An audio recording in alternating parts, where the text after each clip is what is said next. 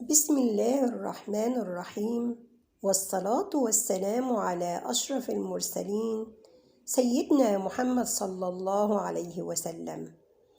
أحبتي في الله، السلام عليكم ورحمة الله وبركاته. رب اشرح لي صدري ويسر لي أمري واحلل عقدة من لساني يفقه قولي. حلقة اليوم عن الإعجاز القرآني في آية من آيات سورة العلق. أعوذ بالله من الشيطان الرجيم. بسم الله الرحمن الرحيم. اقرأ باسم ربك الذي خلق. خلق الإنسان من علق. اقرأ وربك الأكرم الذي علم بالقلم. علم الإنسان ما لم يعلم. كلا إن الإنسان ليطغى أن رآه استغنى. إن إلى ربك الرجعى. أرأيت الذي ينهى عبدا إذا صلى. أرأيت إن كان على الهدى أو أمر بالتقوى. أرأيت إن كذب وتولى. ألم يعلم بأن الله يرى. كلا لئن لم ينتهي لنسفعا بالناصية. ناصية كاذبة خاطئة. فليدع ناديه. سندع الزبانية. كلا لا تطعه واسجد واقترب. الحمد لله أن من علينا بنعمة القرآن. إنها للسعادة الحقيقية في الدنيا والآخرة حين تعيش مع آيات الله تدبراً وعملاً. سورة العلق أحبتي في الله من السور المكية، وهو أول ما نزل من القرآن على الرسول صلى الله عليه وسلم حينما كان يتعبد في غار حراء. ووقفتنا اليوم مع قوله تعالى: كلا لئن لم ينته لنسفعا بالناصية. ناصية كاذبة خاطئة. فما معنى الناصية؟ ولماذا نسب الكذب إليها؟ وهل هناك منطقة محددة في الدماغ مسؤولة عن الكذب؟ وماذا يحدث أثناء عملية الكذب؟ كل هذا سنعرفه في حلقة اليوم.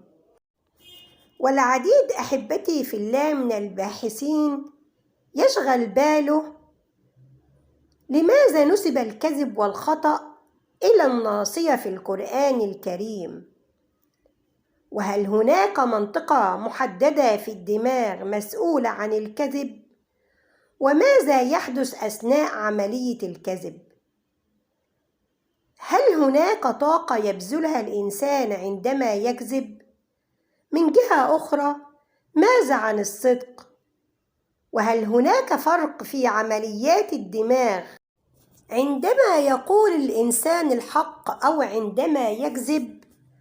وللإجابة عن هذه الأسئلة ابتكر الباحثون جهازاً جديداً للتصوير بواسطة الرنين المغناطيسي، حيث يقوم هذا الجهاز بمسح شامل للدماغ وإظهار المناطق أكثر نشاطاً. وفي عام 2003 قام بعضهم بتجربة رائعة تكشف الكذب، وبعد إجراء التجارب والتقاط العديد من الصور لجميع أجزاء الدماغ، وجد الباحثون أن الإنسان عندما يكذب فإن هناك نشاطاً كبيراً تظهره الصور المغناطيسية في منطقة محددة من الدماغ، وهي منطقة أعلى مقدمة هذا الدماغ. ونتيجة التجارب وجد الباحثون أن الجزء الأمامي العلوي من الدماغ هو المسؤول عن الكذب، وهذا الجزء هو ما نسميه في اللغة العربية بناصية الإنسان، أي أعلى مقدمة الرأس. وأظهرت الصور الحديثة للدماغ أثناء تجربة الكذب أن المنطقة في أعلى ومقدمة الدماغ تنشط بشكل كبير أثناء الكذب، وهذا يتطلب بذل طاقة أكبر.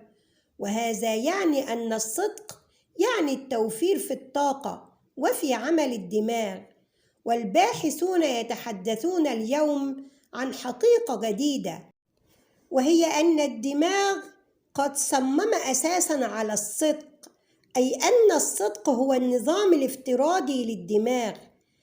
إن المجرمين المحترفين من السهل عليهم الخداع والكذب، ولذلك يحاول الباحثون اليوم التوجه مباشرة إلى مصدر الكذب وهو الدماغ، وذلك باستخدام تقنية مسح الدم لاكتشاف الكذب عند المجرمين. ويؤكدون بأن هذه الطريقة تعطي نتائج دقيقة جدا، فمهما كان الإنسان بارعا بالكذب فإنه لن يستطيع التحكم بالمنطقة الأمامية في دماغه، والتي تكون أكثر نشاطا عندما يكذب.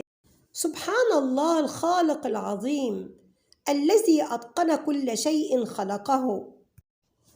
إنه القرآن الكريم مصدر الحياة، شفاء القلوب وطمأنينة النفوس وسعادة الإنسان في الدنيا والآخرة. أحبتي في الله، أوصي نفسي وإياكم بالحرص على تلاوة كتاب الله عز وجل وعدم هجره وتدبر معانيه والعمل بما جاء فيه. سبحانك اللهم وبحمدك، أشهد أن لا إله إلا أنت، أستغفرك وأتوب إليك.